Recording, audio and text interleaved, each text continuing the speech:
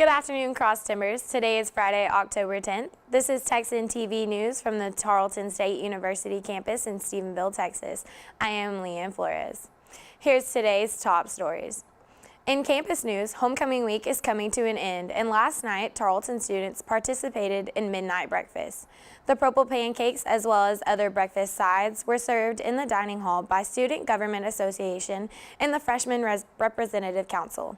Students filled the dining hall for the event as well as outside the hall. Sophomore Amy Hansen says midnight breakfast is one of her favorite traditions because it means coming together as one big family and it shows a lot of unity throughout the school.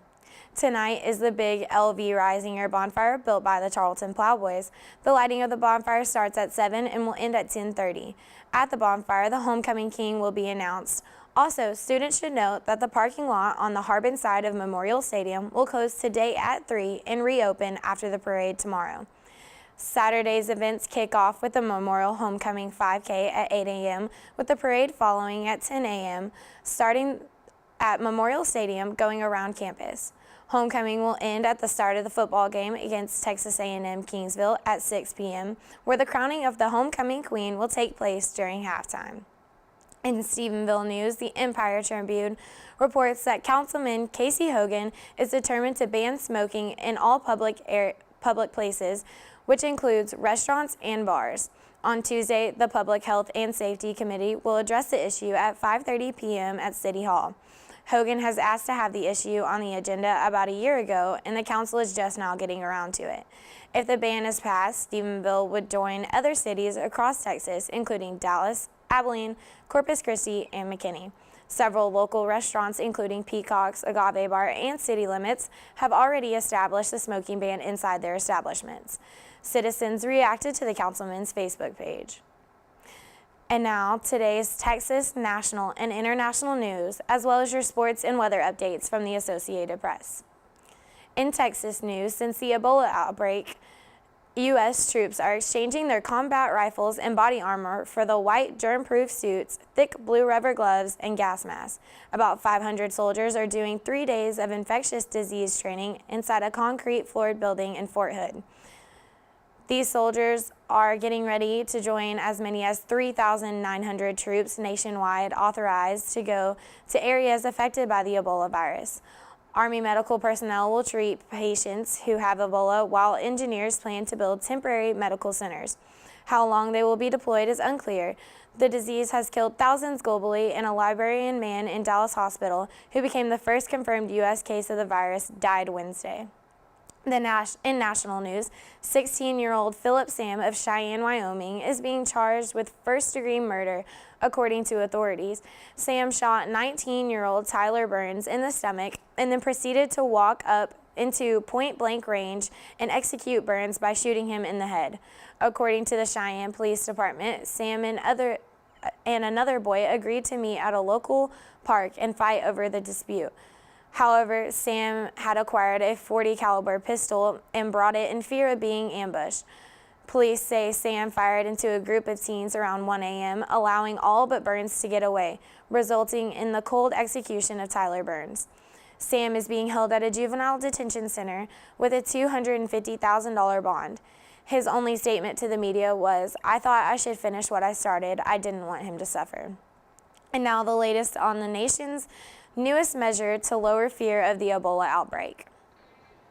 New York's JFK will be the first of 5 major U.S. airports to screen passengers who traveled from or through West African nations ravaged by Ebola. Customs and Border Patrol agents will test for fevers with a no-touch thermometer and ask travelers about possible exposure. The government says it's not necessary for the workers to wear protective gear. The risk is vanishingly small because remember, Ebola is transmitted from one person to another when a person is sick and you have exposure to bodily fluids.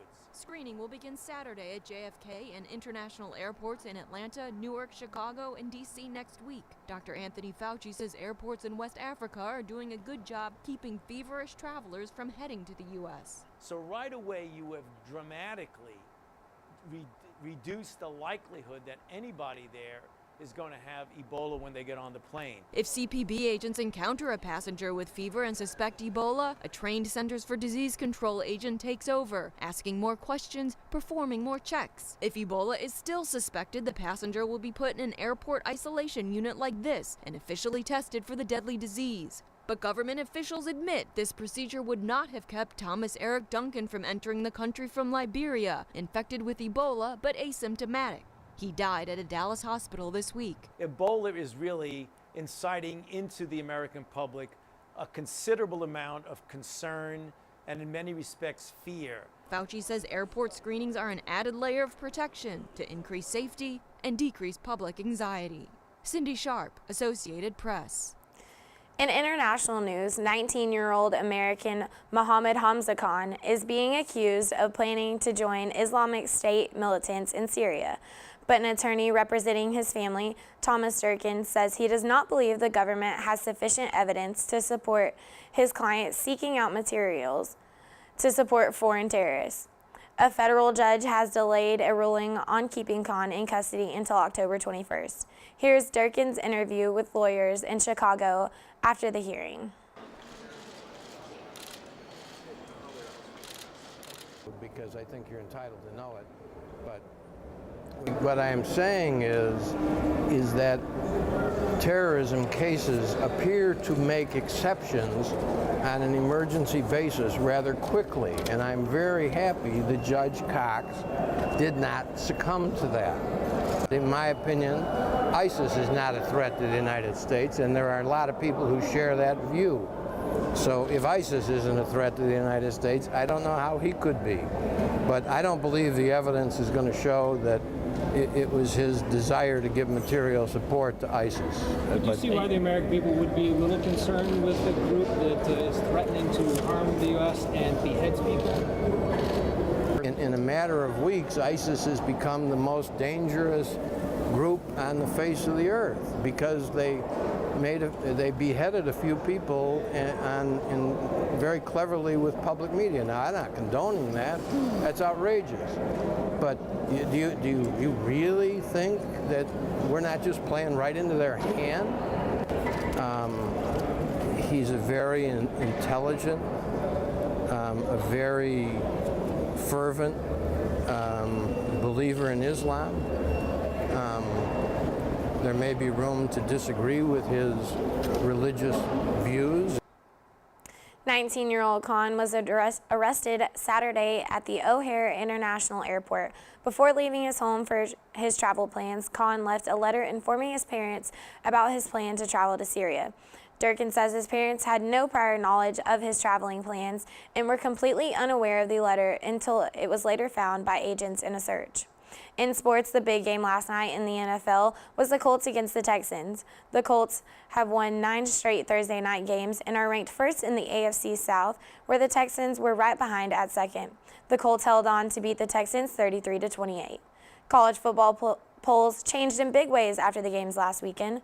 Texas A&M took their first loss of the season, dropping the team to from number 6 to number 14, and the Ducks of Oregon State plunged from number 2 to 12 after taking a tough loss to Arizona. Games to watch this Saturday will be Ole Miss against Texas A&M, as well as the known Texas and Oklahoma rivalry game, and the Texas showdown of TCU and Baylor. On Sunday, the NFL football game to watch is going to be Carolina Panthers against Cincinnati Bengals. The Bengals are expected to play without their top receiver, A.J. Green.